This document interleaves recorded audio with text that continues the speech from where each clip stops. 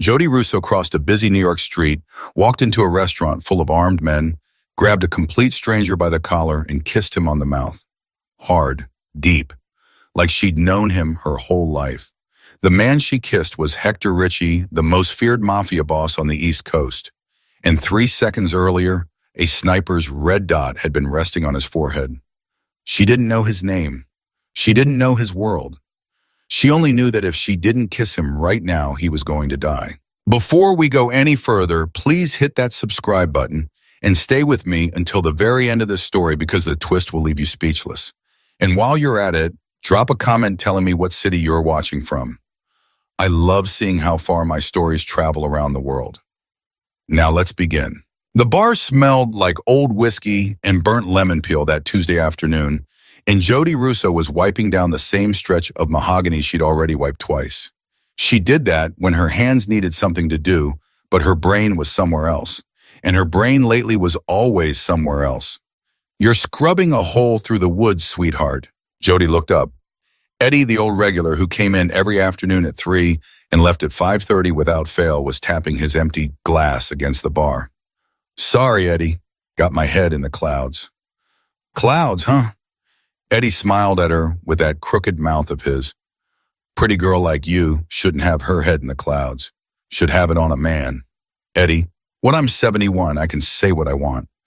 You've been 71 for the last 4 years, and I'll be 71 for the next 4.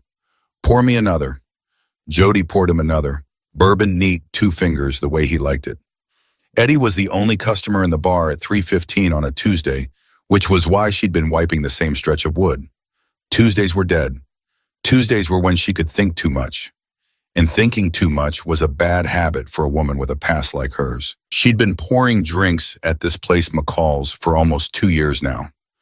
2 years of quiet, 2 years of nobody knowing her last name was Russo, 2 years of pretending she'd never held a gun, never picked a lock, never sat at a table with men who decided who lived and who didn't. 2 years since her father's funeral. 2 years since she'd whispered into the cold marble of his headstone that she was done, that the family was done, that the name Russo would die with her. She was 29 years old and she'd been a different person in a different life, and she did not want to go back. "You ever been in love, Eddie?" The old man squinted at her. "Where'd that come from?" "I don't know. The clouds, I guess. 3 times, married twice, buried one." He sipped his bourbon. "Why you in love?" "No." "Then why you asking?" "I don't know. Sometimes I wonder if I'm even capable of it anymore." Eddie set the glass down slowly. He was a kind man, Eddie.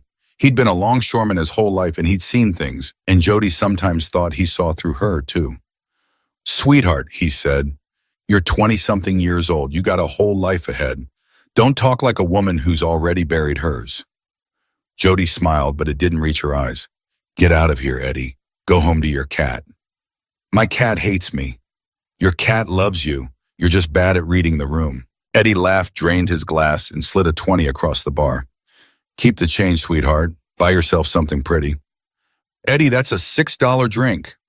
"Keep the change." He winked at her and shuffled out the door. She watched him go. Through the front window, she could see him crossing the street, hands jammed in his coat pockets, his shoulders hunched against the November wind. And just past him on the other side of Mulberry Street was the restaurant. Vincenzo's. Italian place. White tablecloths, candles, even at lunch. The kind of joint where the menus didn't have prices on them. Jody had never eaten there. She'd looked at it sometimes through the window of the bar the way a woman looks at a dress she can't afford. Not because she wanted to be inside, because something about it bothered her. Today, something about it bothered her more. There was a black SUV parked out front, then another one behind it, then a third one across the street. Jody's hands stopped, moving on the bar. 3 SUVs, tinted windows. Men in dark coats standing on the sidewalk, not looking at anything in particular, which was how you knew they were looking at everything. She knew that posture. She knew that geometry. She'd grown up watching men stand exactly like that around her father. "Don't," she whispered to herself, "don't you dare." She forced her eyes back down to the bar, wiped a glass, set it on the rack, wiped another. The clock on the wall ticked. 3:20, 321. Don't look across the street, Jody, don't. She looked. Through the front window of Vincenzo's Pass, the gold lettering and the lace curtain, she could see a table. Round table set for 6, but only 4 men sitting at it. And the man in the middle, the man with his back to the window, the man the other 3 were leaning toward when he spoke. Even from across the street, even through 2 panes of glass, she could feel it. The way the air changes when a powerful man walks into a room. The way conversation tilts. The way the world rearranges itself. He turned his head just slightly to say something to the man on his right, and Jody saw his profile. Hector Ritchie. She didn't know the face the way you know a friend. She knew it the way you know the photograph of a man your father once spat on the floor at the mention of. The way you know the name 100 old men in 100 back rooms have whispered with fear or hatred or both. Hector Ritchie, the boss, East Coast, 5 families, whatever you wanted to call it. The man at the top. And he was sitting 20 yards from her eating linguine. Oh no, Jody whispered. No, no, no. She put the glass down. She put both hands on the bar to steady herself. Her heart was doing that thing it used to do in the old days, that low, fast hammer behind her ribs, and she hated it because she'd worked so hard to make it stop. Walk away, Jody. Go to the back. Take out the trash. Do something. Anything. You did not see him. You do not know him. You are not part of this. She turned to walk to the back, and as she turned, her eyes flicked just for half a second up to the building across the street from Vincenzo's. The old textile building. 5 stories. Empty for months. For lease sign in the window. A window on the 4th floor was open. Just one. Just a crack. And in that crack, the late afternoon light hit something. Something long. Something with a polished black surface and a small round eye. Jody's stomach dropped through the floor. It was a rifle barrel, a scope, a man. She froze in place behind the bar. Every breath she'd ever taken left her body at once. Her father's voice came back to her, sharp as a slap. Always check the high ground, Jody. Always check the high ground. You don't see what's above you. You don't see what kills you. The high ground was occupied. The high ground was loaded. The high ground was about to fire. 3 seconds. 4 seconds. That's how long she had before that rifle found its angle and pulled its trigger. That's how long Hector Ritchie had to live. Why do you care? A voice in her head screamed. Why do you care? He's a mafia boss. He's exactly the kind of man who deserves a bullet. Walk away. But another voice, deeper, older, the voice that had been beaten into her since she was 9 years old, said, you don't watch a man die in front of you, not when you can stop it. You don't. Jody Russo moved. She didn't think. She didn't plan. Her training took over the way training is supposed to. The way her father had drilled into her on cold mornings in a backyard in Brooklyn, and her body knew what to do before her mind caught up. She vaulted the bar, just put one hand on the wood and swung her legs over and landed clean on the other side. The customer who just walked in, an old woman with a shopping bag, gasped. Jody didn't see her. Jody was already at the door. She hit the sidewalk running. The wind cut through her thin work shirt, and she didn't feel it. She had one image in her head, and one image only: the rifle barrel in the 4th floor window, in the round table inside Vincenzo's, and the angle between them. A taxi blared its horn at her. She didn't break stride. She crossed Mulberry Street against the light, threading between the SUVs, and the men in dark coats turned to look at her, and one of them stepped forward and said, "Ma'am, I'm gonna need you to..." She shoved past him. Hey. She was at the door of Vincenzo's. She pulled it open. Warm air hit her face. Garlic, wine. The murmur of low Italian conversation. The maitre d' looked up. "Signora, do you have a..." She walked past him. She walked past 2 more men in dark suits who half rose from a side booth. She walked straight to the round table in the middle of the room. The men at it had not yet registered her. They were still in mid-conversation, still leaning forward, still trusting that the fortress of bodyguards outside would handle anything that came through the door. Hector Ritchie was lifting a glass of red wine to his lips.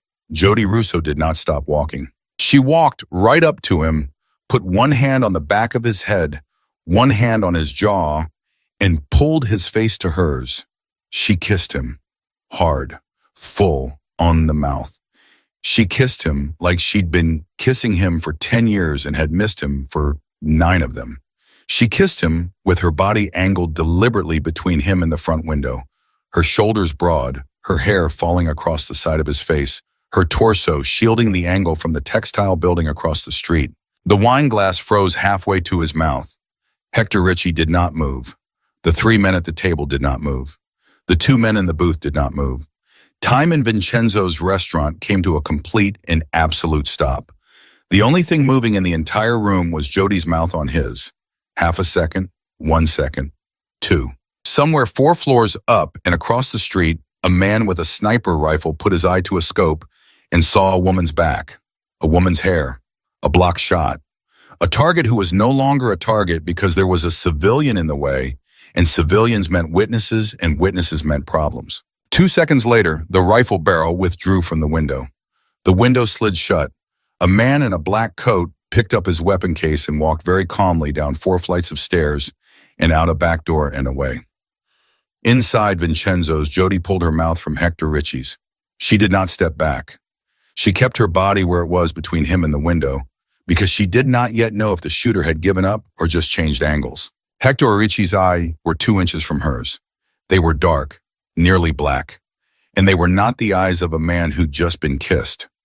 They were the eyes of a man calculating very rapidly exactly how he was going to kill the woman in front of him. "Don't move," Jody whispered, lips barely apart from his. "Please, don't move yet." He didn't move, but every other man in the room did. She heard the scrape of chairs. She heard the soft, mechanical clicks. She remembered from her childhood the clicks of safeties coming off and slides being racked. And she knew without looking that there were now somewhere between 6 and 10 guns pointed at her back. A voice behind her, calm and deadly. "Boss, step away. We got her." Hector did not step away. His eyes were still locked on hers. She watched him. She watched the calculation. She watched the rage. She watched something else, something underneath that she could not yet name. "Who sent you?" he said. Quiet, just to her. "Nobody." Wrong answer. "Sir, please, don't move. There's a sniper. 4th floor, building across the street." A flicker, just a flicker in those black eyes. "Boss, say the word." Hector raised 1 finger, just one, and every man in the room held. "Sniper," he repeated softly. "Across the street. 4th floor, windows open. I saw the barrel, I saw the scope. I'm not lying to you. And so you walked in here and kissed me. It was the only thing I could do that wouldn't get me shot first. You could have screamed. He'd have fired before the word was out of my mouth. You'd be dead, sir. Please, please believe me." Hector Ritchie looked at her. For a long, long moment he looked at her. Then he said, "Carlo." A man at his right shoulder said, "Yes, boss. Send Tommy and 3 others to the building across the street. The textile place. 4th floor. Tell them to be very, very careful." "Yes, boss." And Carlo, "Yes, boss. Nobody touches the woman. Boss, nobody touches her." "Yes, boss." Jody heard footsteps moving fast behind her. The front door of Vincenzo's opened and shut. She did not turn around. She kept her body where it was. She kept her eyes on Hector Ritchie's eyes. "You can step back now," he said quietly. "Are you sure, he's gone, isn't he?" "I think so." "Then step back." She stepped back. Her knees almost gave. She locked them. She would not let her knees give in front of this man. Hector Ritchie looked her up and down. Slowly, black work pants, white button-up shirt with a small whiskey stain on the cuff, hair pulled back, no makeup, no purse, no jewelry except a thin silver chain at her throat. "You're the bartender," he said, "from across the street." "Yes." "How does a bartender know to spot a sniper on a 4th floor?" Jody did not answer.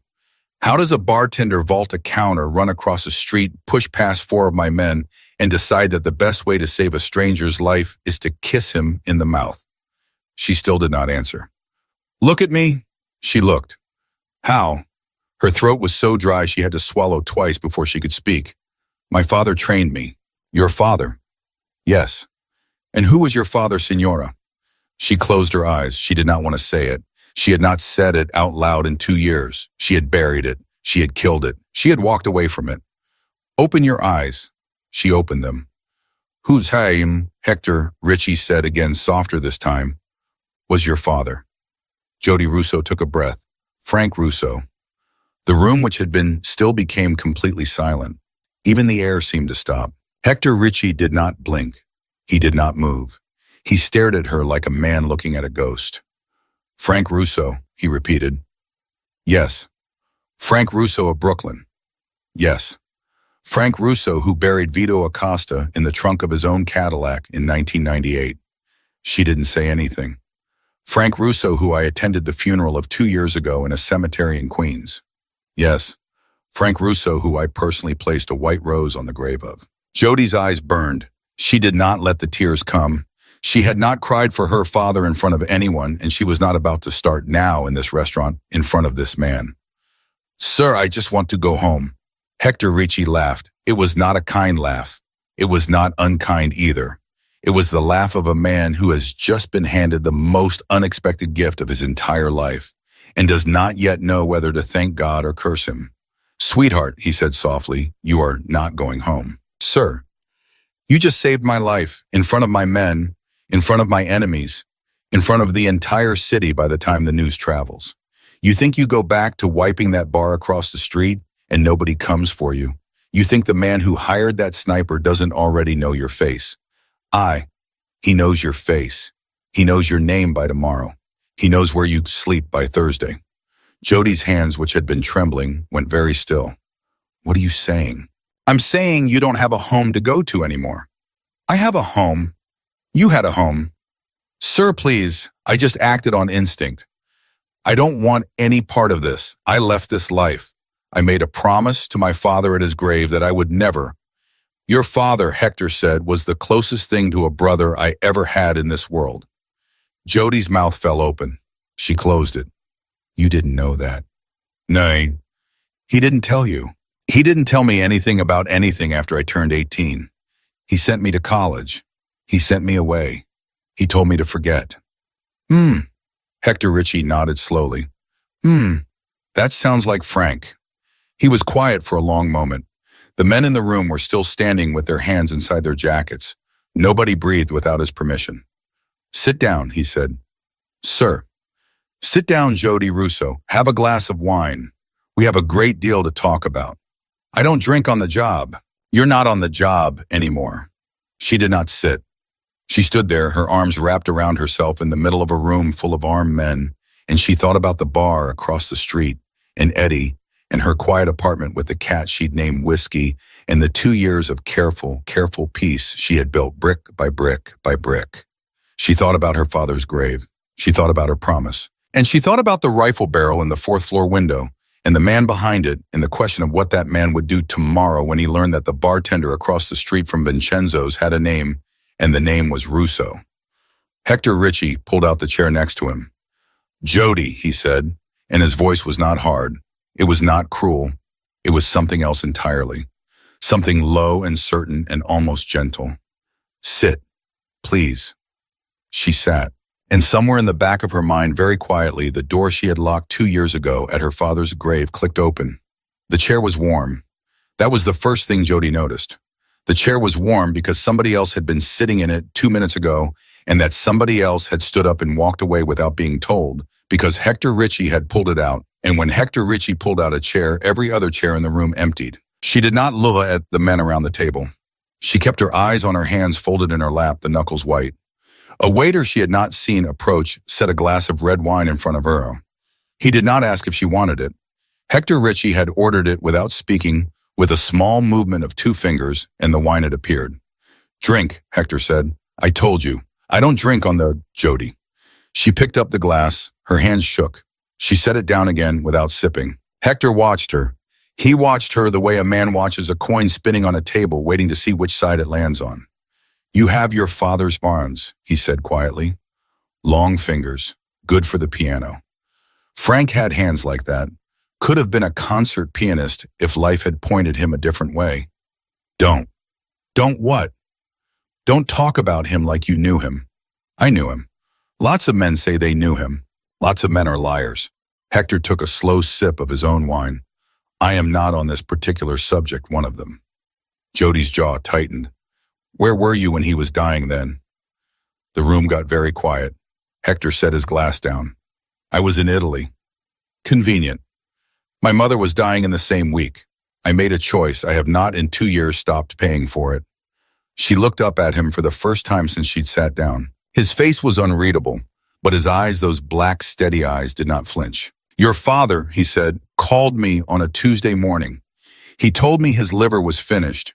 He told me he had maybe a month. I told him I was on a plane that night. He said no. He said, Hector, you stay with your mother.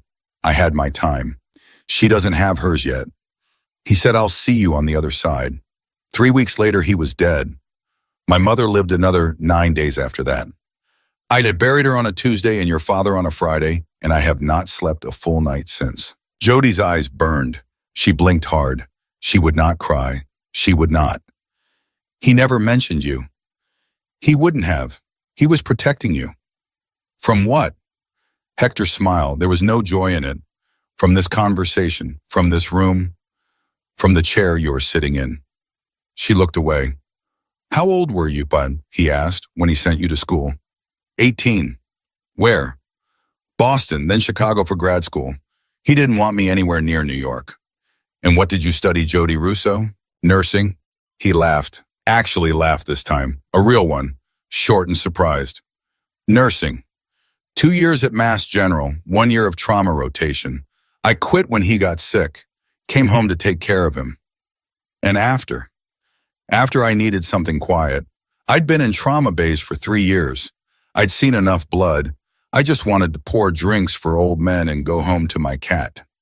Hector nodded. And yet what? And yet you spotted a sniper in a 4th floor window from across a city street in 3 seconds while wiping down a bar. She did not answer. Nursing school doesn't teach you that, Jody. No. Your father did. Yes. Even though he sent you away. Before he sent me away, I was 9. He started when I was 9. Hector was silent for a long moment. 9, he said. 9. He started training a 9-year-old girl how to spot snipers. He started training a 9-year-old girl how to stay alive. Her voice cracked just a little. She pulled it back. He told me, Jody, the world is full of men who will want things from you because of who I am. I cannot always be there. So you will learn. You will learn how to listen, how to look, how to move, how to disappear. You will learn this because I love you and I will not have you helpless. The room had gone still again. The men at the other tables were pretending not to listen, but their hands had not left their jackets. He was a good father, Hector said. He was the only good thing I had. And when he died, you walked away from all of it. I walked away from all of it. And today you walk back. I didn't walk back. I crossed a street. There's a difference. Hector smiled again, smaller this time. Sweetheart, in this life, there is no difference. Crossing the street and walking back are the same act. She did not like the way he called her sweetheart. She did not like that some part of her, some small and very dangerous part, did not entirely mind it either. I want to go home, she said. I know you do. You said I can't. I said you don't have one anymore. There is a difference between can't and don't have. What does that mean? It means I will give you a home, a safer one. I don't want a home from you. And yet, stop saying and yet. I'll stop when you stop proving the point. Before she could answer, the front door of Vincenzo's opened. A man walked in fast. He was breathing hard. His coat was pulled tight and his right hand was inside it. Jody's training, the training she had buried, lit up like a row of stadium lights. She marked his hands, his eyes, his shoulders, the bulge under his arm, the way his weight was on the balls of his feet. Boss, the man said. Carlo, talk. 4th floor. Window was open like the lady said. Casing on the floor. 1, just 1. He didn't take the shot. Anything else? Cigarette butt. Marlboro Red. Still warm. Stairwell door propped open with a brick. Service exit out the back leads to the alley behind Mott Street. He's gone. We're sweeping the block, but he's gone. Hector did not move. He did not blink. He sat there holding his wine glass, and Jody watched the muscle in his jaw shift once, then settle. 1 casing. 1 boss. He chambered the round. He chambered the round. He had me in the crosshairs. He had you in the crosshairs. And then a woman crossed the street and kissed me? Yes, boss. Hector turned his head very slowly and looked at Jody. Carlo. Yes, boss. Who's Marlboro Reds? The man called Carlo did not answer right away. Carlo. Boss, we don't know yet. We need to... Carlo. Who's Marlboro Reds? Carlo's jaw worked. He glanced at Jody. He glanced back at Hector. There's only one shooter on this coast who smokes Marlboros while he works boss. Say his name. Boss, the lady. The lady is family. Say his name. Jody's stomach dropped at the word family, but she did not move. Carlo took a breath. Salvatore DeMarco. Hector closed his eyes. He kept them closed for a long moment. When he opened them, something in his face had changed. Something old and tired and angry. Sal, he said softly. Sal sent a shooter. Sal didn't send a shooter, boss. Sal was the shooter. Sal hasn't pulled a trigger himself in 15 years. Sal pulled one today. Then this isn't business, Hector said. This is personal. Yes, boss. Jody's hands were cold. She did not know who Salvatore DeMarco was, but she knew the look on Hector's face. She had seen it once on her father the night he came home from a meeting in Bay Ridge and locked himself in his study and did not come out for 2 days. It was the look of a man who had just realized that someone he loved had betrayed him. Hector, she said quietly. He looked at her. Who is Salvatore DeMarco? For a long moment, she thought he wasn't going to answer. Then he said, He's my brother-in-law. He was married to my sister. He held my niece in his arms the day she was born. He was at my mother's funeral 9 days before he was at your father's. He stood next to me at the grave, and he put his hand on my shoulder, and he said, Hector, we are the only family we have left. He picked up his wine. His hand was perfectly steady. And today he chambered around and put it on my forehead while I was eating linguine. Jody did not know what to say, so she said the only thing that was true. I'm sorry. Hector looked at her. Don't be sorry, sweetheart. You're the only reason I'm still breathing. He drained his glass, set it down, pushed back his chair. Carlo, get the cars. Yes, boss. Tony, 2 men on every door of her apartment building until we move her out. And Tony. Yes, boss. The cat too. Boss, the cat too, Tony. Yes, boss. Jody's mouth opened. Wait. Move me out. Yes. To where? To where you're safe. And where is that? Hector buttoned his jacket. He looked down at her, and there was no apology in his eyes, but there was no cruelty either. There was just the certainty of a man who had already decided. My house. Absolutely not. Jody, I just told you, I left this life. I made a promise. Salvatore DeMarco saw your face. He saw my back. He saw your face, Jody, from 4 floors up with a scope. He saw the color of your eyes. He saw the shape of your mouth.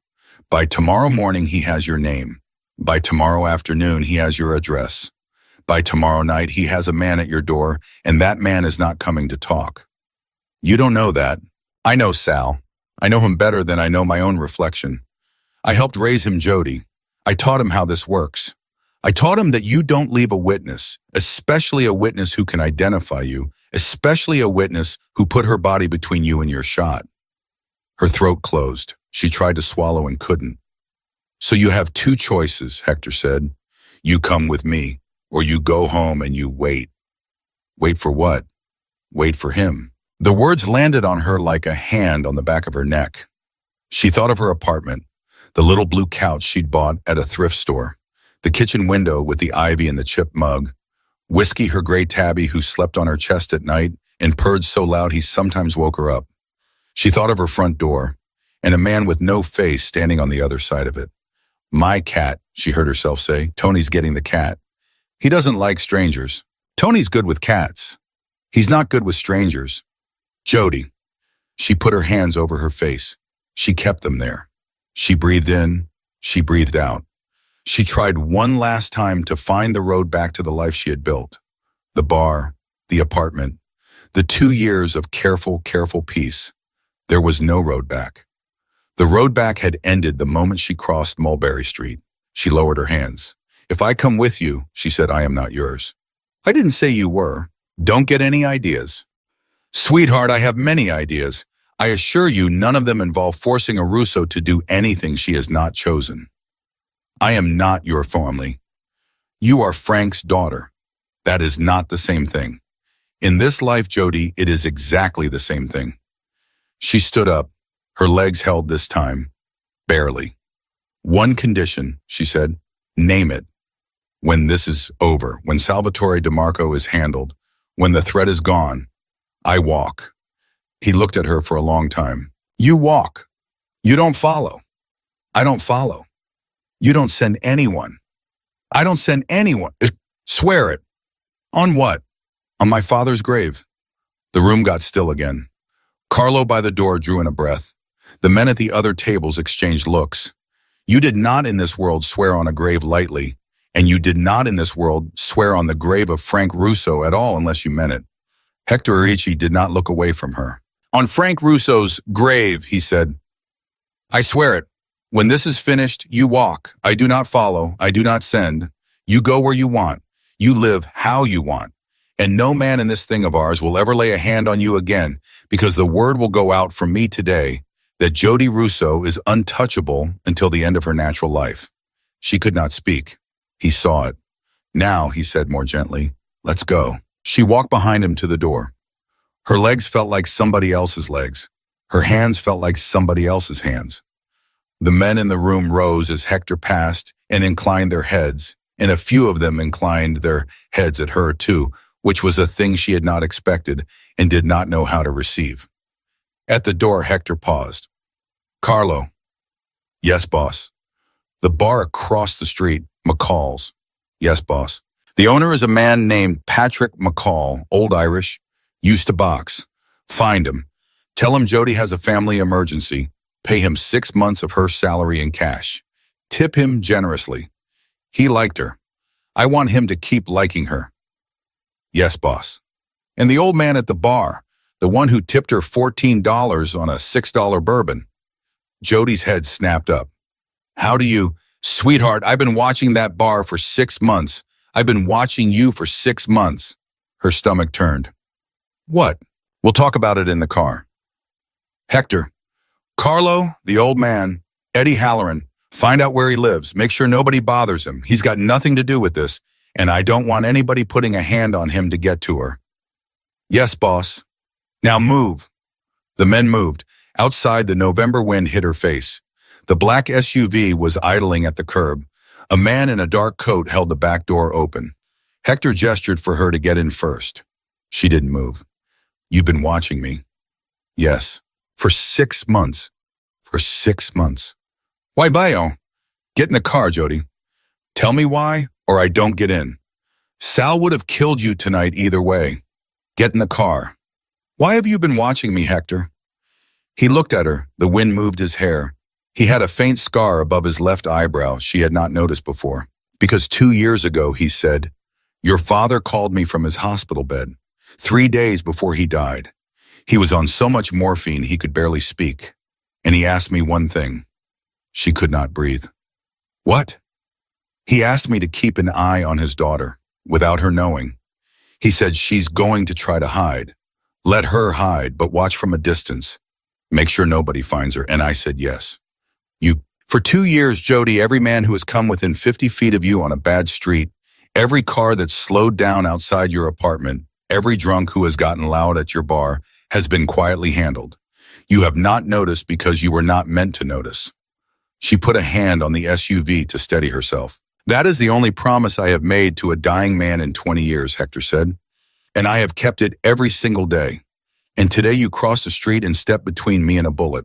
And the first thing I thought when I felt your mouth on mine was not who is this woman. It was Frank, you son of a bitch. Your daughter just saved my life. And now I have to break my promise and pull her into the very thing you tried to keep her out of, because I cannot protect her from a distance anymore. Jody's eyes filled. This time she did not stop them. One tear slipped down her cheek. Hector reached up. With one finger, the back of one finger, very gently, he wiped it away. Get in the car, sweetheart. She got in the car.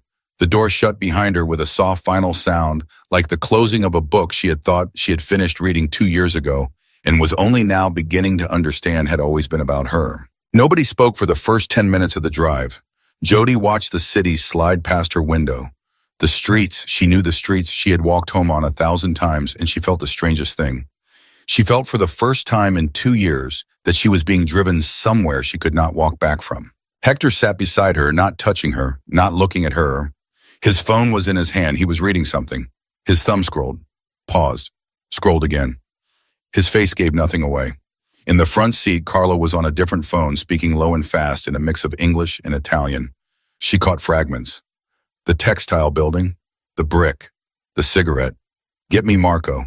No, the other Marco, the one from Howard Beach. She closed her eyes. She thought 6 months. He has been watching me for 6 months. And then she thought 2 years. He has been watching me for 2 years. And then she thought my father knew. My father asked him to. She felt sick. She felt grateful. She felt furious. She felt all three at once and could not tell them apart. Hector. He looked up from his phone. Yes. Did my father ever come to see you after he sent me away? Many times. How many? I don't know. 60, 80? He came every Christmas. He came every Easter. He came when somebody died. He came when somebody was born. He came when he needed advice. He came when I needed advice. She was silent for a moment. He told me he had cut all of it off. He told you that to keep you safe. He lied to me. He protected you. It is the same thing, Hector. Lying to protect somebody is still lying. Hector did not answer right away. Yes, he said finally. It is, and he knew it, and he hated it, and he did it anyway because he loved you more than he loved his own honesty. There is no man in this world, Jody, who has not at some point lied to somebody he loved in order to keep them whole. Your father was not a saint. He was a father. There is a difference. She turned her head and looked at him. Did you ever have children? No. Did you want them? He was quiet for a long time. Yes. Why didn't you? Because I am what I am, and what I am is not something I would wish on a child. The car turned. They were leaving the city, crossing a bridge. She watched the lights of Manhattan thin and disappear in the side mirror. Where are we going? Long Island. Where on Long Island? A house I keep, quiet, off the road, 2 miles from the nearest neighbor. The men know it, the cleaners know it. Nobody else. How many people will be there? Tonight, 6, maybe 8. By tomorrow, 12. All armed. All armed. And me. And you. She looked down at her hands. The knuckles were still white. Hector. Yes. What happens when Salvatore DeMarco doesn't go away on his own? He looked at her. He did not pretend not to understand the question. Then he doesn't go away on his own. And you handle it. I handle it. Personally. If it has to be. She nodded once. She did not feel anything about it. She did not know if that was good or bad. She had spent 2 years training herself not to feel anything about this kind of question. And now on the night the question had finally come back to her, she was discovering that 2 years was apparently long enough to break the part of her that should have been horrified. Maybe that part of her had never existed. Maybe her father had drilled it out of her when she was 9. The phone in Hector's hand buzzed. He looked at the screen. His eyes narrowed. Boss, Carlos said from the front, half turning. It's Tony. Put him on speaker. Hector did. A man's voice came through, breathless and tense. Boss, we're at the lady's apartment, 4th floor walk-up. We're inside. Talk to me. Door wasn't kicked, no tampering, but boss, talk. There's a man across the street, white van, plumbing logo, but the plates don't match the company. He's been parked there 40 minutes minimum. Engine's running. He's on a phone. Jody's heart lurched up into her throat. Tony. Yes, boss. Is the cat alive? Cat's alive, boss. Cat's pissed, but alive. I got him in a carrier. He bit me twice. Good. Get the cat out the back. Service entrance. Don't go past that van. Boss, the van. Leave the van. Don't engage. Just get the cat and the lady's things and get out. What things does she? Hector turned to Jody. Jody, what do you need from your apartment? Quickly. Her mind was blank. Photos, documents, medication, money, phone charger. She forced her brain to work. There's a metal box under my bed in the back. There's a folder in there, my father's letters, birth certificate, passport, some cash. Tony, under the bed, metal box, photos and documents. Get it. Yes, boss. And Jody, clothes. Top drawer of the dresser. Just whatever fits in a bag. Tony, clothes for 2 weeks. Move. Yes, boss. The line went quiet for 30 seconds. 40. A minute. Jody counted her breaths. She had not realized how tightly she was gripping the door handle until her fingers started to cramp. The phone buzzed again. Boss, Tony's voice was lower now. We got the box. We got the clothes. We got the cat. Good. But the van just moved. Hector's whole body went still. Where? Pulled around the corner. Parked again. Same engine. Same guy on the same phone. He's not here for the lady right now, boss. He's setting up. He's waiting for somebody else to arrive. How many men are you with? 3, including me. Get out the back. Now, don't take the front stairs. Don't take the elevator. Service stairs. Go down to the basement. There's a door to the alley behind the building. The car is around the second corner from there. Move. Yes, boss, moving. The line stayed open. They could hear Tony breathing hard. They could hear the soft thump of his shoes on stairs. They could hear very faintly a cat yowling in the background. Whiskey, Jody whispered. What? The cat. His name is Whiskey. Hector almost smiled. Almost. Of course it is. The breathing on the line got faster. Then a door, then traffic noise, then a car door, then an engine. We're out, boss. We're moving. Anybody on you? Negative. Any car turning when you turn? A pause. Negative. Drive 20 minutes the wrong direction. Then come. Yes, boss. The line went dead. Hector lowered the phone. Jody was shaking. She had not noticed when it started. Her hands, her legs, her teeth. She was shaking like she had just been pulled out of cold water. Hector looked at her. He did not say it's okay. He did not say you're safe. He did not insult her with a lie. What he said was, he moved fast, sweetheart. He moved very fast. That van was there inside 2 hours of you walking into Vincenzo's. Sal didn't just want you dead. He wanted you dead tonight. Why? Because you saw him. I didn't see him. I saw a barrel. You saw enough that the man who hired the witness, who could identify the shooter, is now operating on a clock he cannot afford. Your face is the only piece of evidence in the world that connects Salvatore DeMarco to the attempted murder of Hector Ricci. He cannot leave that piece of evidence in an apartment with a lock he can pick. She put her face in her hands. My God. Breathe, Jody. My God, my God, my God. Jody. Look at me. She didn't. Jody? She looked up. His face was very close. He had leaned across the seat. His eyes were 2 inches from hers, just like they had been in the restaurant, just like they had been when she had her mouth on his. You are alive, he said. Your cat is alive. Your father's letters are alive. Tony has all 3 of them in a car, and that car is going to be at the house in an hour. And you are going to sit on a couch, and you are going to drink the glass of wine I should have made you finish at the restaurant, and you are going to be alive. She could not speak. Nod if you understand me. She nodded. Good girl. The words landed somewhere she had not expected them to land. She did not even know what to do with the heat that climbed up her neck. He sat back in his seat. He looked out his own window. He gave her, without saying so, the privacy to put her face back together. She put her face back together. The drive to the house took another 40 minutes. The roads got narrower. The streetlights got farther apart. By the time the SUV slowed and turned onto a long private drive, the only light was the dashboard glow and the pair of headlights cutting into a wall of black trees. 2 men stepped out of the dark when the car stopped. They had rifles. They did not point them. They saw Hector through the windshield and lowered them. Boss, Marco, all quiet. Stay quiet. She got out of the car. The cold hit her. She had no coat. Hector took off his own and put it around her shoulders before she could refuse, and it was so heavy and warm, and it smelled so much like a man. Like a real man, like wool and cologne, and the faint salt of skin, that her eyes burned again, and she had to look at the ground. Inside, he said. She walked inside. She did not see the house. She did not look at the house. She saw a hallway. She saw a coat closet. She saw a kitchen with copper pots hanging from a rack. She followed Hector into a room with a fireplace and a leather couch, and she sat down on the couch because her legs would not hold her up anymore.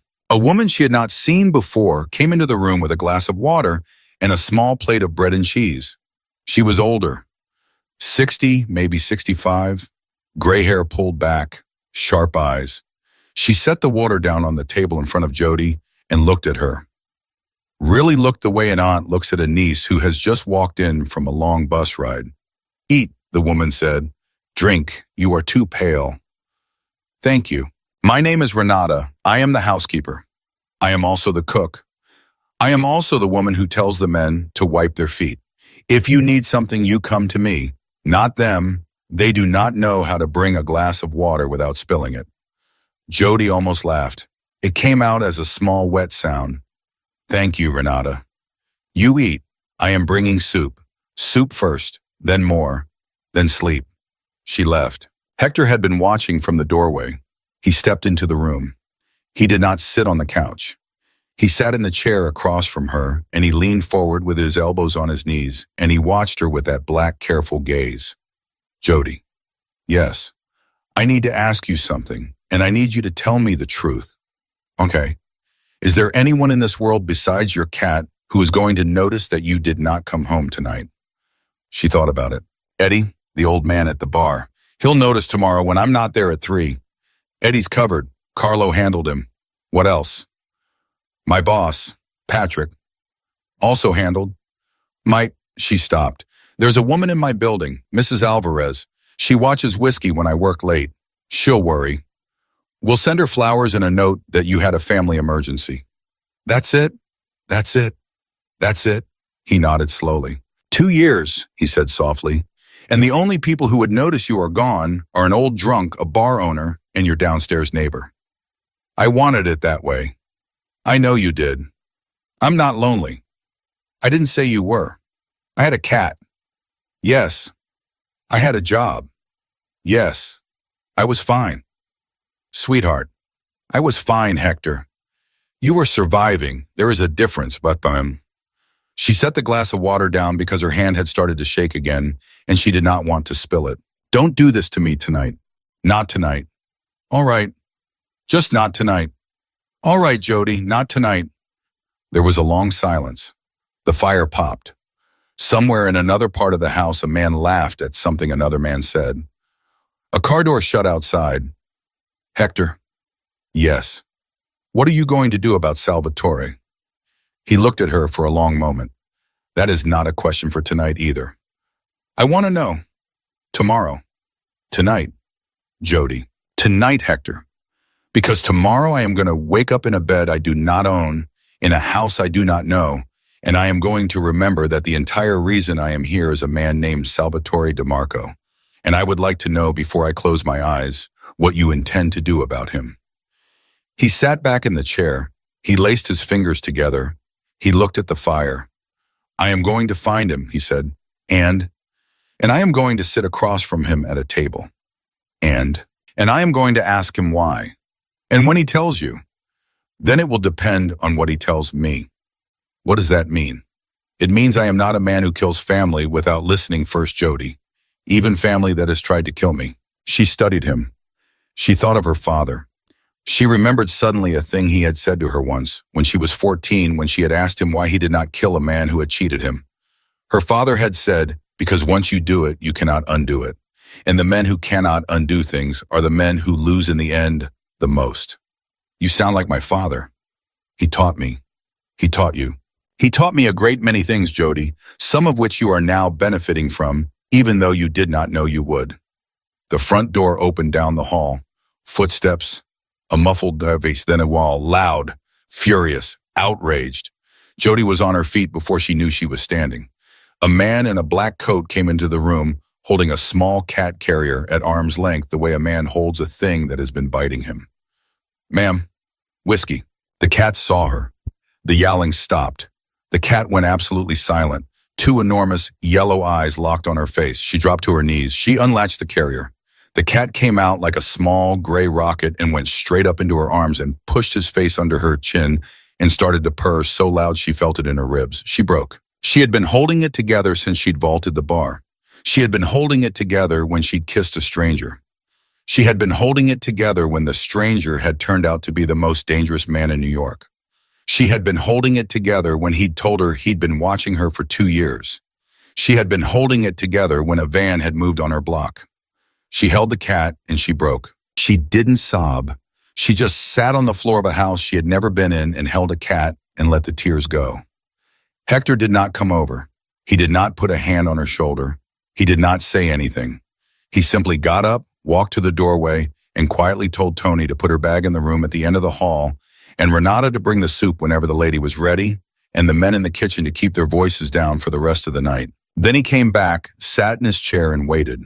When Jody finally lifted her head, the cat still pressed against her chest. She found him watching her. Not with pity, not with hunger, not with any of the things she had braced herself for. Just watching, like a man learning a face. Hector. Yes. Why did you wipe my tear away?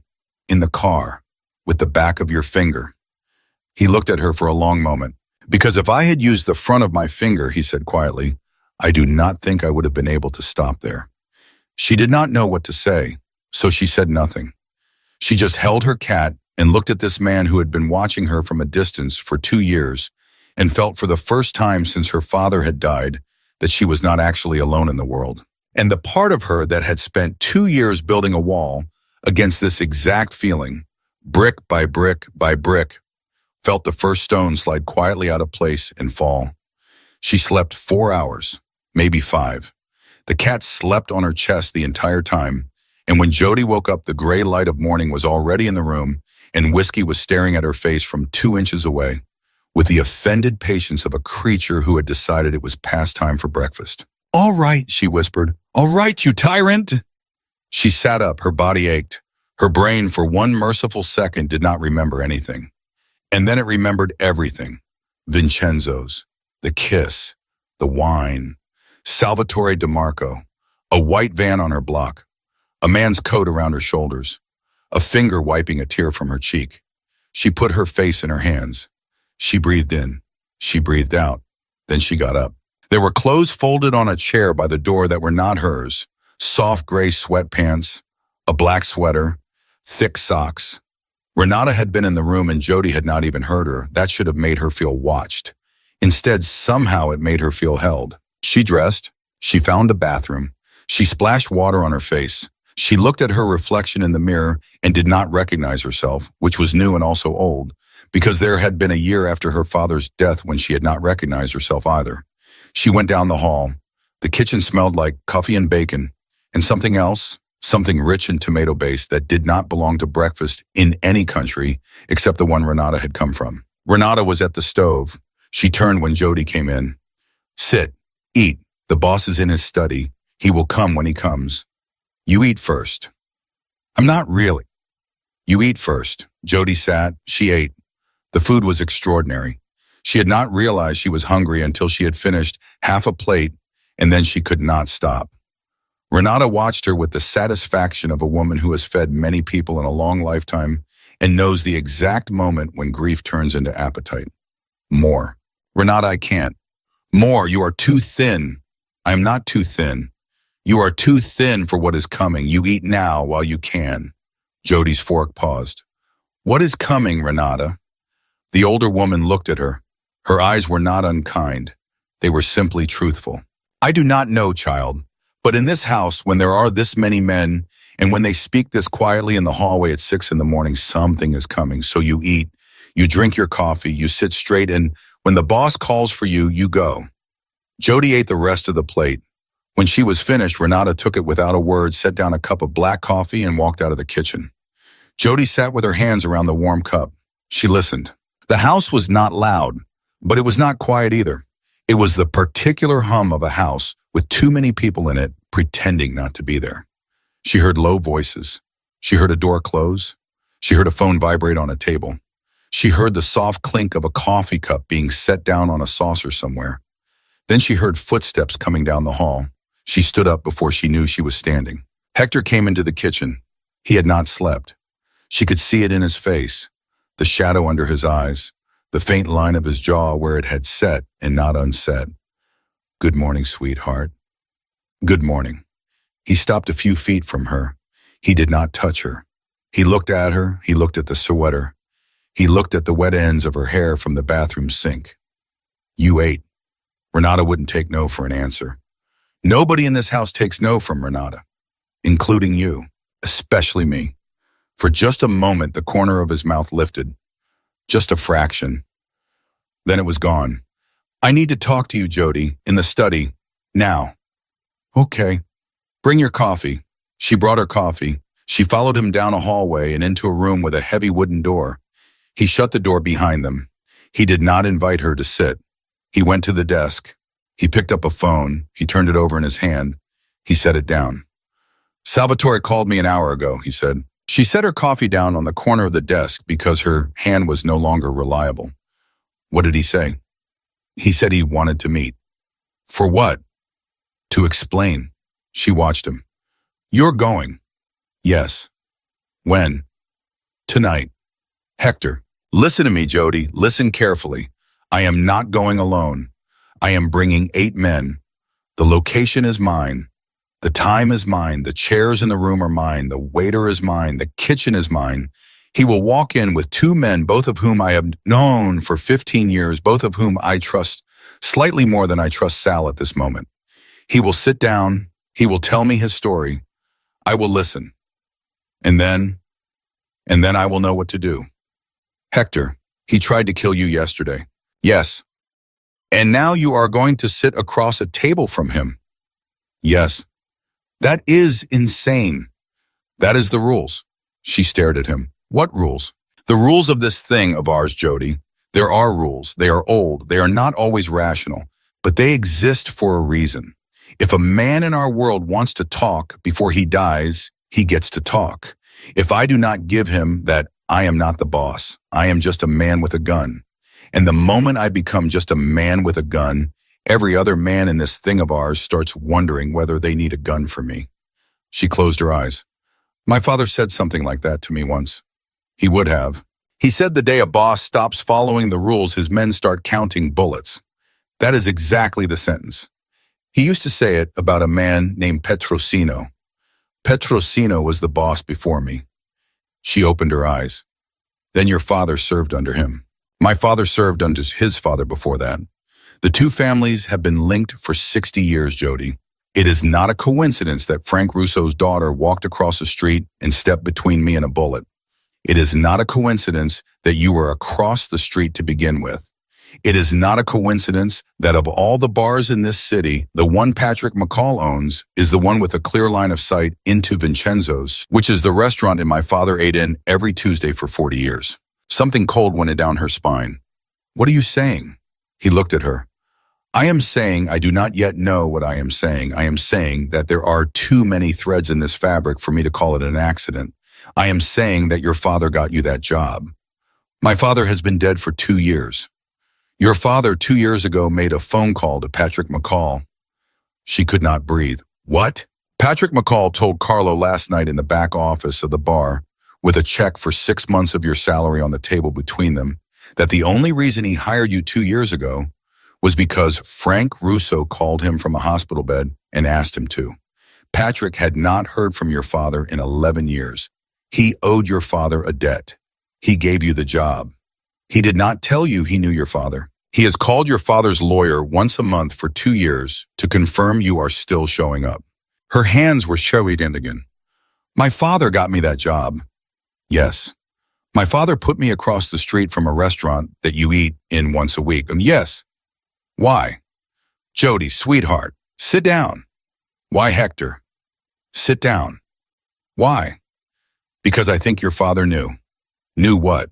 Knew that one day somebody was going to come for me, and he wanted somebody he trusted within line of sight when it happened. She sat down, hard, in a chair she had not seen. He used me. No, he used me as a backup plan. Jody, no. He sent me to college. He told me to forget. He made me promise. And the whole time he was setting me up to be a lookout for you. Sweetheart, listen. Don't sweetheart me right now. Hector, don't. All right. He lied to me. Yes. For my entire life. He protected you and he positioned you, both at once. Yes. She put her hands flat on the desk because if she did not put them somewhere, she was going to put a fist through something. And you knew. I did not know. You knew. Jody, I swear to you on the same grave you made me swear on last night. I did not know about the bar. I knew that he had asked me to watch you. I knew that I had been watching you through Patrick because Patrick was on the corner where you worked. I assumed Patrick was a coincidence. I did not until last night at midnight when Carlo told me, know that your father had set up Patrick the same way he set up me. Then your father set up Patrick. Your father set up me. Your father set up the corner. Your father set up the entire chessboard. And we are all of us 2 years after his funeral still moving the way he wanted us to move. That sounds like Frank. She laughed. It was an awful sound.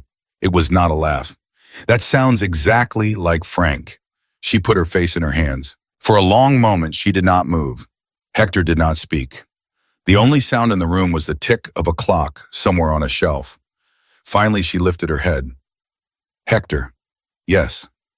Did my father know it was going to be Salvatore? I do not know. Did he know it was going to be somebody? Yes. He told me on his deathbed that there was a storm coming. He did not say from where. He said only, Hector, when it comes, it will come from inside the house. He said, watch your sister. Her head snapped up. His sister, my sister, Sal's wife, my sister Marina. He told you to watch your sister. Yes. What did he know? Jody, I do not know. I did not understand it then. I thought he was raving on the morphine. I thought he was warning me about a man, and the closest man to me at the time was Boss, and Marina was Sal's wife. And so I assumed he was telling me that Juan was the man and that Marina was just the proximity. I assumed he meant watch your sister because she is married to the man. I have spent the last 24 hours wondering if he meant something else. I have spent the last 24 hours wondering if he meant watch your sister full stop. Your sister. My sister Marina. She would not. I do not know what she would or would not. Hector. Yes. Has she ever lied to you? He was silent for a very long time. Yes. About what? Money. Said, how much? A great deal. When? 3 years ago, I forgave it. I covered it. I did not ask her where it went. I should have. Jody's stomach was a fist. You think your sister is in on this? I think it is possible that my sister is in on this, and I think that if she is, then what I am sitting down to tonight is not a meeting between me and Salvatore DeMarco. It is a meeting between me and the closest member of my own family. And it is a meeting that is going to end one of two ways. Either I am wrong and Sal is going to convince me he was hired by somebody else and Marina knew nothing. Or I am right. And the woman I held in my arms the day she was born is the woman who put a sniper rifle on my forehead in a restaurant my father used to eat in. His voice had not risen. His face had not changed, but his hands on the surface of the desk were now very, very still in a way that frightened her more than shouting would have. Hector. Yes. Don't go alone. I am not going alone. I told you 8 men. Don't go without me. The room got very quiet. He looked up at her. What did you say? Don't go without me. Jody, listen. Listen. If this is a trap, if your sister is in on this, if Sal walks into that room with a smile and a story and a knife in his sleeve, you need somebody in that room who is not on the books. Somebody Sal does not know about. Somebody he is not counting. I am exactly that person. I am a bartender. I am a nobody. I am a face he saw for 2 seconds through a scope and has been told is a civilian. He is not going to be looking for me. And I have spent 8 years training for exactly this kind of room. 8 years. My father started when I was 9.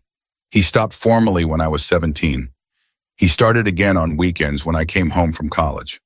I told you nursing. I did not tell you what I studied on the side. Jody. He taught me to read a room in 3 seconds. He taught me to spot a wire under a shirt. He taught me to put a knife in a man's femoral artery in under 2 seconds with a butter knife from a dinner table. I am not asking you to put me in danger, Hector. I am telling you you are walking into a room that may already be wired against you, And the one card Sal does not know you have is the bartender from across the street. He saw your face. He saw a woman through a scope for half a second from 4 floors away. He saw hair. He saw the back of a shoulder. He did not see a face. He has been told by now that I work at McCall's.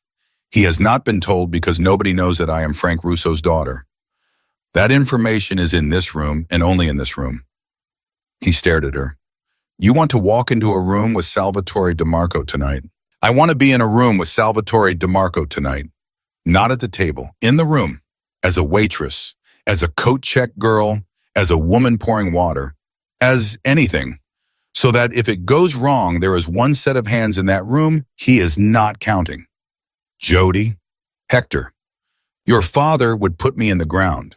My father is in the ground, and he set up the chessboard, Hector.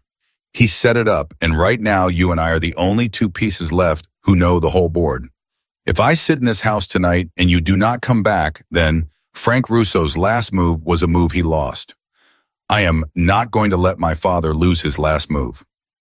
He looked at her. He looked at her for a very long time. When he finally spoke, his voice was lower than it had been all morning. You are exactly his daughter. Yes, you are exactly the woman he warned me you would be. Yes, you understand that if I say yes and something goes wrong, I will not be able to protect you, not in that room. You understand that you will be on your own from the moment you put on the apron until the moment Sal walks out that door. I understand. You understand that the last thing I want in this entire world is for you to be in that room. I understand. You understand that I am going to say yes anyway. I understand, Wilson. He pressed his hands together. He brought them up. He pressed his fingertips against his mouth. All right. All right. I will brief you at 4. We leave at 6. The meet is at 8. You will be Renata's niece in from Queens working the floor for the night. Renata will vouch for you. Sal has met Renata's actual niece exactly once 6 years ago at a christening. He will not remember her face. You will not look at me. You will not look at Sal. You will pour water. You will refill bread. You will keep your eyes down and your ears open. And if at any moment in that meeting I touch the rim of my wine glass with my left index finger twice, you walk out the back door of that restaurant and you do not stop walking until you are at the car. Do you understand? I understand. Do not be a hero, Jody. I will not be a hero. You already have been once, and once is the limit. I will not be a hero. He stood up. He walked around the desk. He stopped in front of her. He looked down at her. There is one more thing. What? If it does go wrong, if Sal makes a move, if Marina is in that room and her face tells me what I am afraid it will tell me, if I touch the rim of that glass and you walk out and you get to the car and I do not follow, Hector, listen. Hector, no. Listen, Jody, if I do not follow, there is a man named Bernard Liu in Hong Kong. There is a phone number in the lining of the wallet I will leave in this drawer right here today. You call that number from a payphone anywhere in the world. You say the words, the bridge is out, and Bernard Liu will move you to a place no one in this thing of ours will ever find you. You will have a new name, a new passport, and enough money to live 3 lifetimes. Do you understand? She could not speak. Do you understand, Jody? I understand. Promise me. Hector, promise me, on Frank's grave, the same way I promised you. She closed her eyes. On Frank's grave, I promise you. He stood there for 1 second more, then he did the thing she did not expect. He bent down. He put one hand very lightly against the side of her face. He looked at her like he was learning her again, and then he leaned down and pressed his mouth against her forehead. Just once, just for a second. The way a brother kisses a sister. The way a man kisses a woman he is afraid he is about to lose. Get ready, he said softly. We have a long day. He walked out of the study and shut the door behind him. Jody Russo sat alone in a room full of her dead father's chess pieces with her dead father's daughter's hands shaking in her lap and tried to remember how to breathe. The hours between 4 and 6 did not pass the way hours usually pass. They moved sideways. They moved like a clock that has been wound too tight and is fighting its own gears. Renata sat with her at a small table in a back room and went over the cover story 3 times. Her name was Lucia. She was 26. She was Renata's sister's daughter from Astoria. She had worked at a banquet hall on Steinway Street for 4 years. She had a boyfriend named Marco who drove a UPS truck. She did not like olives. Why olives? Jody said. Because if a man asks you if you like olives and you say yes, he will offer you one and you will eat it, and your face will tell him you do not eat olives every day. So you say no. You shake your head. You smile.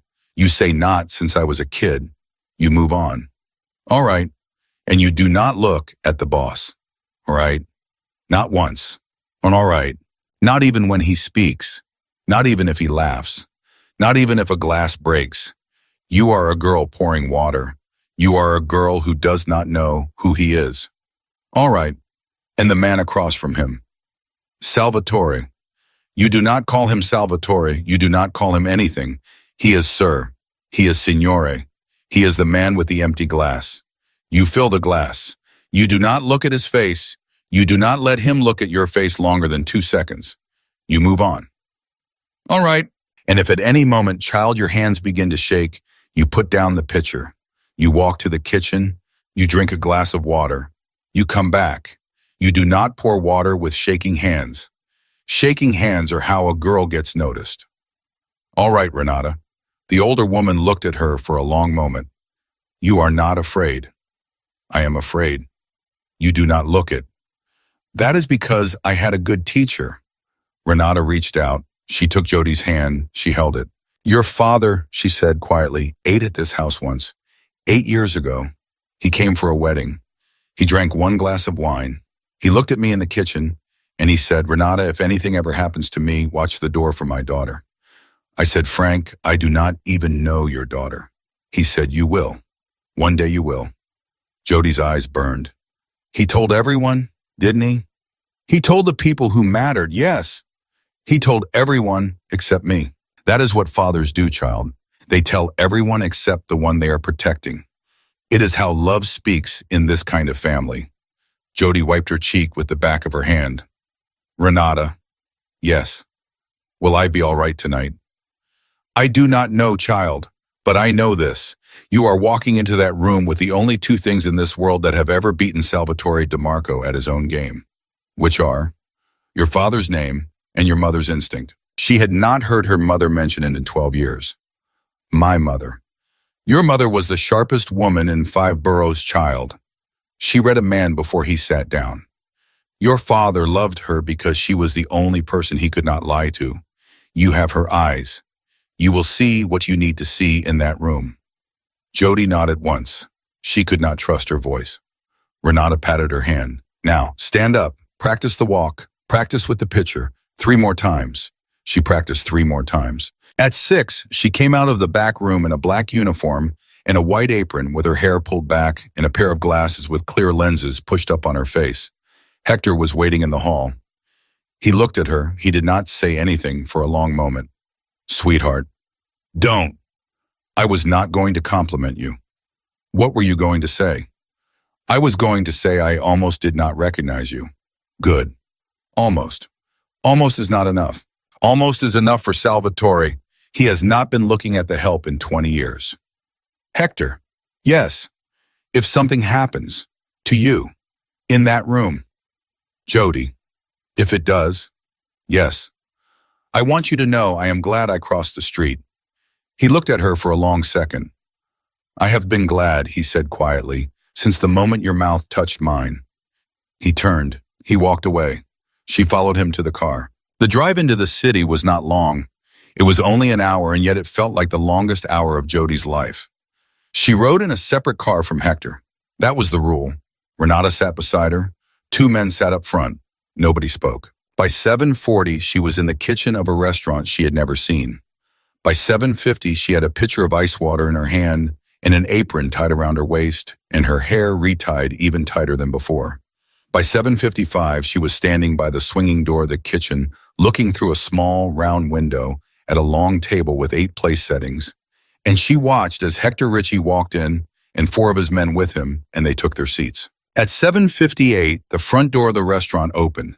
Salvatore DeMarco walked in. Jody's stomach turned over. He was a thin man, sharp face, gray at the temples, expensive coat. He smiled when he saw Hector. He spread his arms. He came to the table. He embraced Hector. Hector embraced him back. Two men came in behind Salvatore, then a woman. Jody felt the woman before she saw her. She felt the way the air in the room shifted. She felt the way Hector's shoulders, which had been loose, became something else. Marina, Hector's sister. She was beautiful. Late 40s, dark hair, the same eyes as her brother. She was wearing a long dress and a string of pearls, and she walked like a woman who had never once in her life waited for anybody. She came to the table. She kissed Hector on the cheek. Brother. Marina. You did not tell me she was coming, Salvatore said, and he laughed the loose laugh of a man who has been caught at nothing. She insisted. You know how she is. I know how she is. She wanted to be here. She said, if my husband and my brother are sitting down to fix a misunderstanding, I will be at the table. What can I say to that? Nothing, Hector said. There is nothing to say to that. He gestured for the chair beside him. Marina sat, Jody's hands tightened on the pitcher. She stepped through the swinging door. She walked slowly the way Renata had taught her.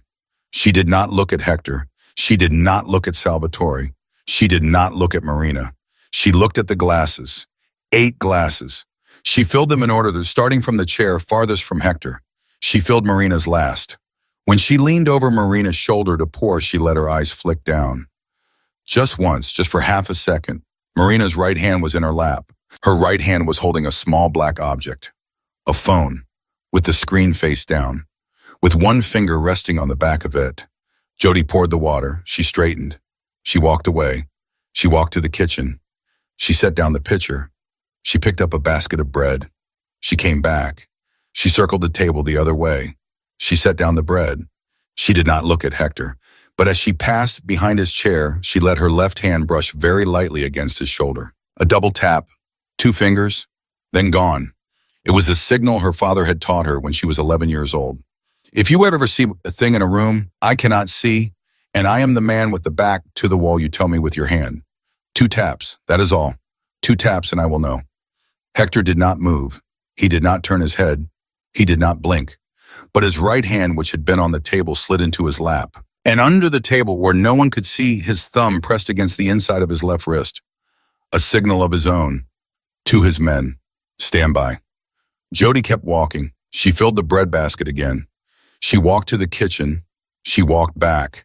She set it down. She picked up an empty wine glass. She walked away. By the time she reached the swinging door, Salvatore was speaking. Hector, my brother, I have to tell you something, and I have to tell you that it is going to be hard for you to hear. Then tell me. I did not pull that trigger yesterday. There was a casing on the floor, Sal, with your prints on it. There was a Marlboro Red in the stairwell with your DNA on it. I am aware of what was on the floor and what was in the stairwell. That is what I am here to explain. Explain it. I was at that window, Hector. I do not deny it, but I did not pull the trigger. I pulled the rifle off the angle at the last second. And do you know why I pulled it off? Tell me why you pulled it off. Because in the half second before I pulled the trigger, I saw a woman walk into the restaurant and put her mouth on yours. And I knew that I could not take the shot.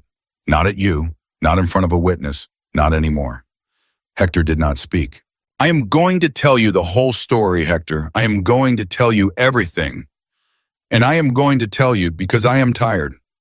I am tired of carrying it.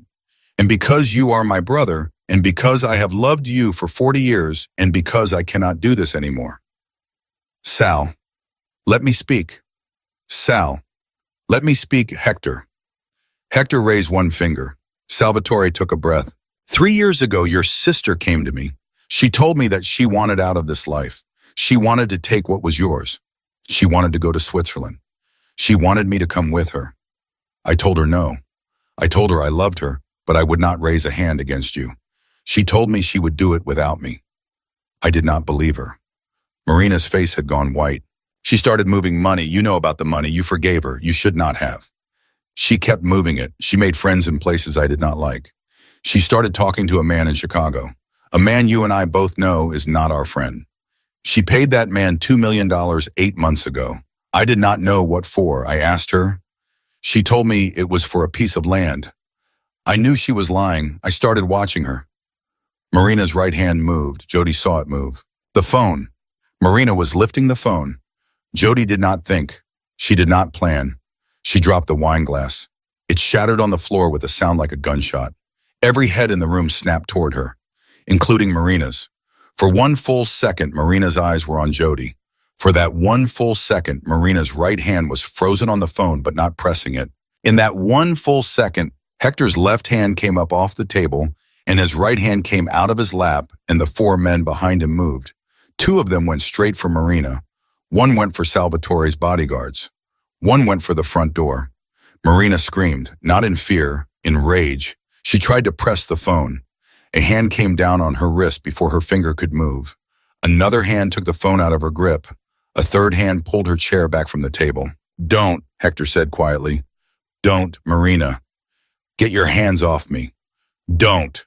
Salvatore had not moved. He was sitting very still in his chair, with his hands flat on the table where everyone could see them. "Hector," he said softly, "I am unarmed. I have been unarmed since I walked in this door. Search me." "Carlo." A man searched Salvatore. He found nothing. "Now Hector said. The man searched Marina. In the inside pocket of her coat, which was draped over the back of her chair, he found a small black plastic device the size of a deck of cards. He held it up. Salvatore exhaled. He closed his eyes. "Detonator," he said. I told you, Hector." "For what?" "There is a car outside this restaurant. It has been parked there since 6 this evening. It has enough explosive in it to take out the front of this building. She was going to press that button when I gave you my confession, so that the confession would die with me and with you, and so that everybody in this thing of ours would believe that the man in Chicago had done it, and she would walk in tomorrow as the grieving widow and the grieving sister, and she would inherit it all." Marina did not say anything. She just stared at her brother across the table with eyes that were no longer beautiful. Hector looked at her. He looked at her for a very long time. Jody, who had crouched to pick up the broken glass, was watching from the floor. Her hands were not shaking. They had never been shaking. They had simply been waiting. "Marina," Hector said softly. Marina did not speak. "Was it you who told Sal where I would be yesterday at 3 p.m.? She did not speak. "Was it you who picked up the textile building?" She did not speak. "Was it you who told him about Vincenzo's and the angle?" She did not speak. "Was it you who hired the man in Chicago?" It was. The room held its breath. "Why?" "Because you took everything, Hector. Papa gave it all to you, every piece, every name, every house, every car, every man. You got it because you were the boy. And I got the pearls. You got more than the pearls, Marina. I got the pearls and the husband and the silence. You got the world. I wanted the world." Hector closed his eyes. He closed them for a long time. When he opened them, they were wet, just at the edges, just enough that Jody on the floor with the broken glass saw it. "Take her out," he said quietly. "Take her to the house in Greenwich. Lock the door. No phone, no visitors. I will come tomorrow." "Boss?" "Tomorrow, Carlo. Not tonight. Tonight I need to be a brother." "Yes, boss." They took her out. She did not fight. She walked out the way she had walked in, except the men were on either side of her, and her wrists were bound in front of her with a soft strip of leather Carlo carried for exactly this purpose. The door shut behind her. The room was silent. Salvatore put his face in his hands. "I am sorry, Hector. I am so sorry. I should have come to you a year ago. I should have come to you 6 months ago. I should have... Sal. I should have... Sal, look at me." He looked up. "You pulled the rifle off the angle." "I pulled it off. You came here tonight and you sat at this table unarmed, knowing she had a detonator in her coat. I came. Then you are my brother, still, as you have always been." Salvatore's eyes filled. He could not speak. "Carlo." "Yes, boss." "The car outside, bomb squad, quietly, tonight." "Yes, boss." "And the man in Chicago." "Yes, boss." "Tomorrow, with Sal, the two of us together."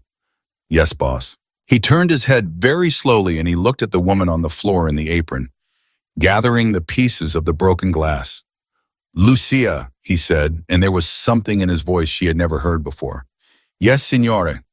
"Stand up." She stood up. "Come here." She walked across the room to his chair. He looked up at her from the table. He did not stand. He did not reach for her. He just looked at her in the apron with her hands cut by the broken glass, with her hair pulled back and the clear lenses on her face. You dropped a glass. Yes, signore. On purpose. Yes, signore. To stop her. Yes, signore. Why did you not signal me with the hand, like before? There was no time, signore. Her finger was already on the phone. He looked at her. You saved my life, twice, in 30 hours. She did not answer. He reached up. With the back of one finger very gently, the way he had in the car the night before, he wiped a small smear of her blood from the corner of her wrist. Lucia is not your name. No, signore. What is your name? Jody, signore. Jody what? She looked at Salvatore. Salvatore looked back. He had recognized her. She could see from the glimpse he had caught through the scope.